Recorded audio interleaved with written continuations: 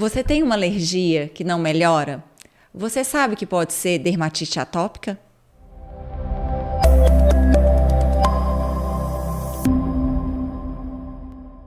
Olá, eu sou Renata Fontani, especialista em pele, e hoje eu vou conversar com o Dr. Ricardo, médico dermatologista. E eu queria saber, Ricardo, o que é dermatite atópica? Como que ela se apresenta? Sim. Ei, Renata, tudo bem? Tudo bom.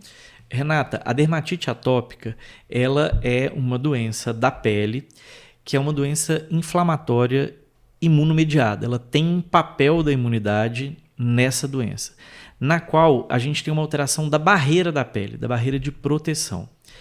Geralmente, ela tem manifestações clínicas muito diferentes se é uma criança bem pequenininha, se é uma criança de idade intermediária ou se é um adulto. Pode ter em qualquer idade, começar em qualquer idade? Pode ter em qualquer idade, começar em qualquer idade, Renata. É muito mais comum na infância.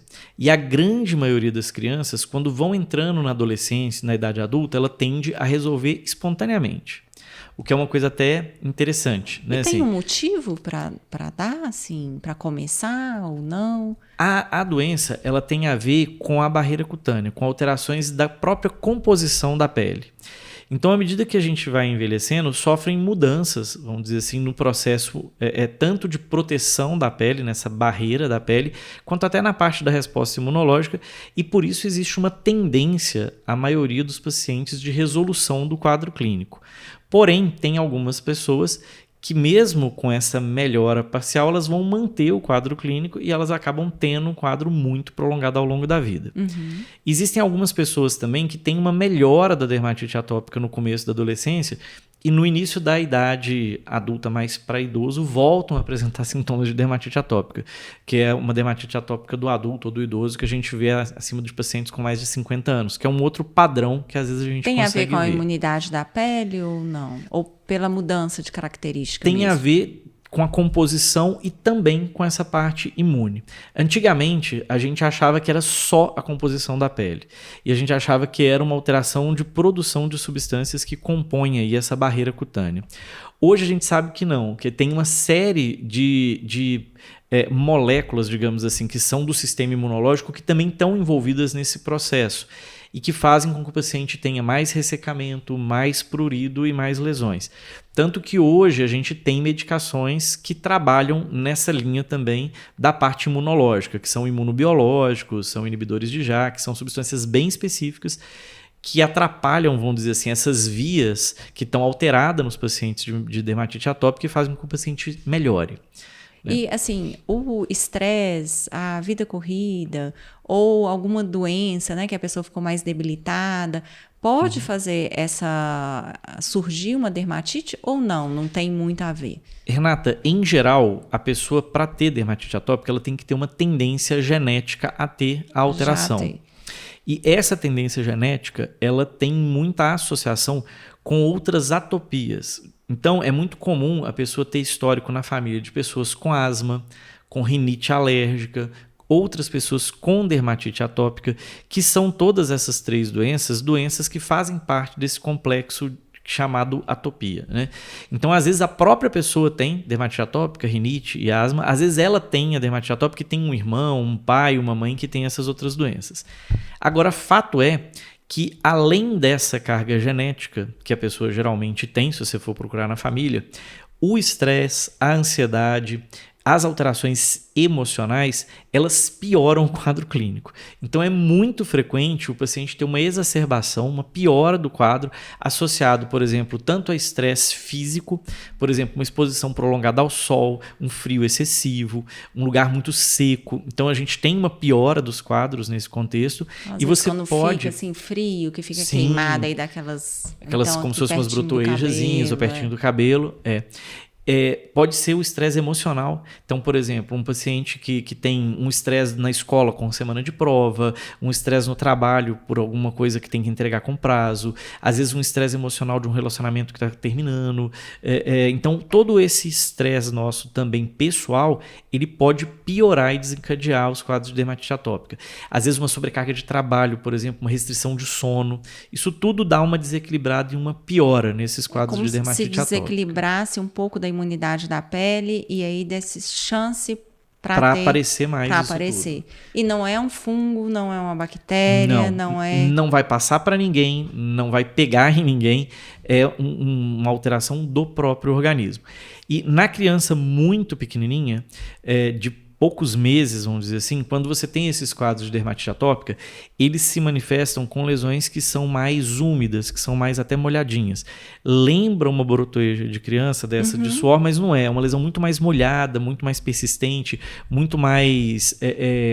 um pouco mais gordurosazinha muitas vezes. E pega muito face na criança, pega às vezes área de tronco, cabecinha, que é bem característico. Quando a criança começa a crescer, muda completamente o padrão. A gente vê muita lesão de dermatite atópica em área de dobra. Então você vê, por exemplo, aquelas crianças que machucam na região, por exemplo, do braço, com o antebraço, região de pescoço, região logo abaixo do bumbum, onde tem aquela voltinha perto do bumbum, a região atrás do joelho, e coça muito. Então você vê que a criança ela tem Fica um toda prurido, hora indo lá. toda hora vai lá coçar, e acaba essa lesão sendo uma lesão um pouco mais ressecada, um pouco mais avermelhada, um pouco mais pruriginosa. Você pode ter um pouco de descamação local. Você começa a ver um pouco mais a linha de expressão naquele lugar por causa dessa coceira excessiva. Então é bem característico. Pega às vezes região perto de boca, e sobrancelha. Às vezes a pessoa, por exemplo, ela tem a dermatite, né, ou a criança, ou o adulto, coçou, pode ter uma outra... Pode ter uma infecção bacteriana sobreposta. Então, às vezes, essa coceira, ela acaba fazendo com que a criança inocule ali, ou o próprio adulto coçando muito, bactérias às vezes que estão nas unhas e que acabam infeccionando. Então, por exemplo, quando é uma criança, adulto também, mas criança a gente pega muito pesado nisso, a gente sempre fala, olha, além de usar as medicações, os cremes, as coisas que a gente usa para tratar, tem que cortar a unha curtinha, não pode deixar a unha grande, porque senão a criança vai coçar mesmo, né? Assim, ensinar a criança a coçar mais com a mão do que com a unha, porque se ela passa só a mão, aquela fissura da coceira já melhora um pouco e a chance de lesionar é menor, né? Até com a mão dá para lesionar, se você esfregar demais, mas é menos do que unha, né? E o que fazer? Sim. Minha criança tem dermatite, cresci, fiquei com dermatite, como, né? Sim. Renata, o carro-chefe do tratamento, um dos pilares do tratamento da dermatite atópica, é reconstruir essa barreira cutânea que está lesada na doença, que está alterada geneticamente na doença. Então, na dermatite atópica, os cremes hidratantes, eles são remédio, eles são tratamento. Isso é uma coisa que o paciente tem que entender e nem sempre é fácil. Então, assim... Mas também não é qualquer creme hidratante, né? Não é aquele creme cheiroso, que é meio que um desodorante, um perfumado, um splash. Sim. É um creme...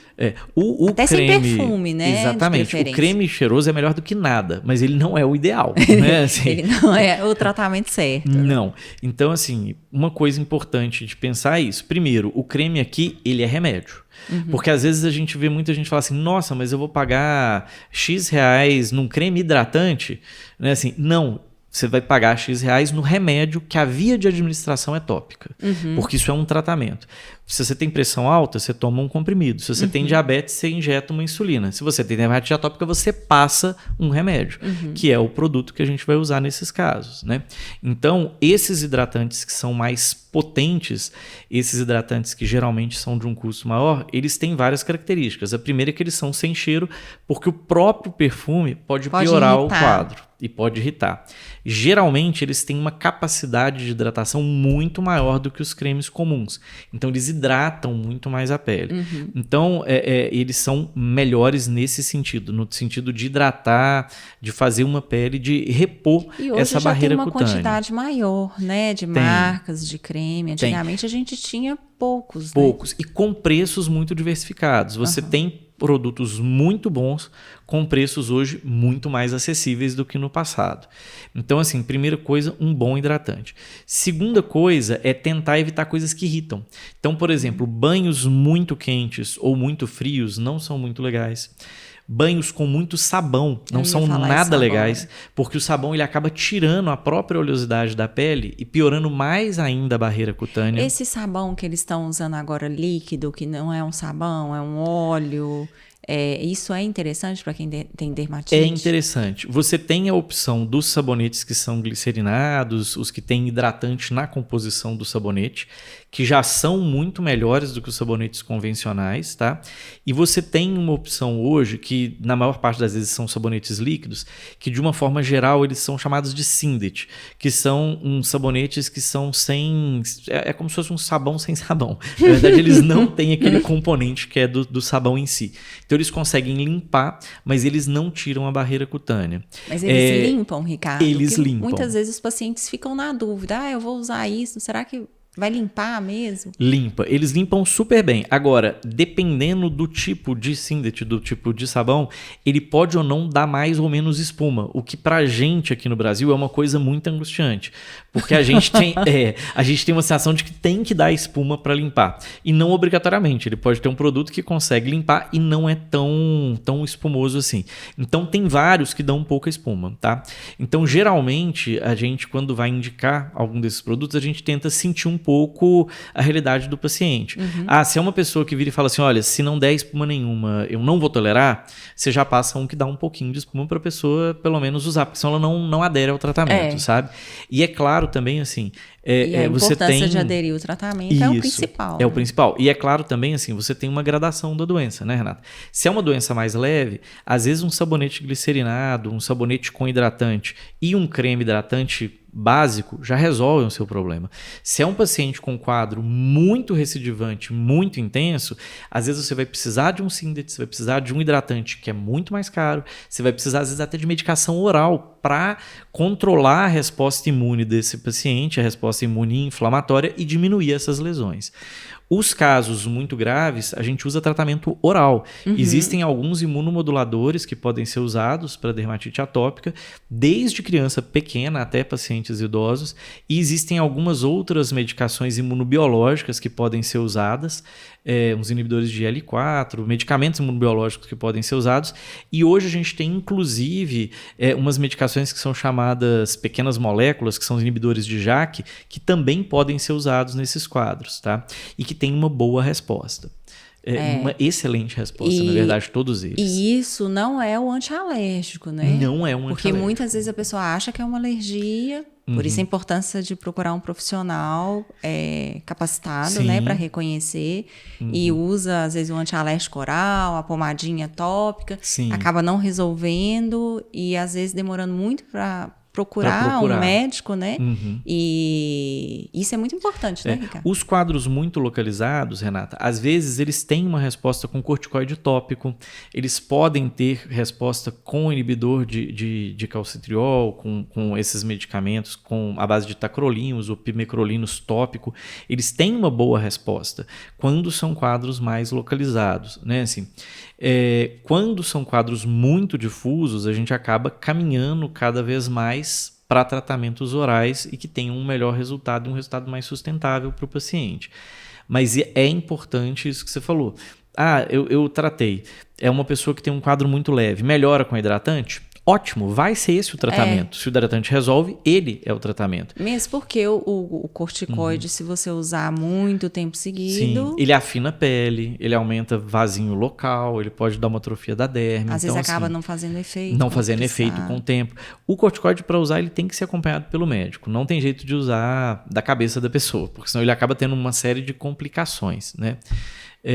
Mas a gente tem múltiplos tratamentos que podem ser feitos com muito bons resultados, mas é muito importante ter um bom acompanhamento médico nesse caso. Ricardo, é muito importante, né? A gente saber como fazer, como tratar, como descobrir o que é, para até procurar um bom dermatologista, né? Para conseguir identificar qual o melhor procedimento, e fica muitas vezes mais barato. Né? Porque você vai ali, você já acerta de primeiro, já procura um profissional que realmente sabe o que é aquilo ali, já te orienta da melhor forma possível, e você acaba gastando menos. Renata, porque fica muitas vezes inventando, né? E uma coisa que eu acho muito importante, assim, tanto na dermatite atópica quanto na psoríase, a gente vê muito isso. A gente vê muitos pacientes que têm a doença há muito tempo. e que se acostumaram a achar que tá bom mesmo tendo muita lesão. Uhum. E hoje a gente tem tratamentos muito superiores ao que a gente tinha no passado.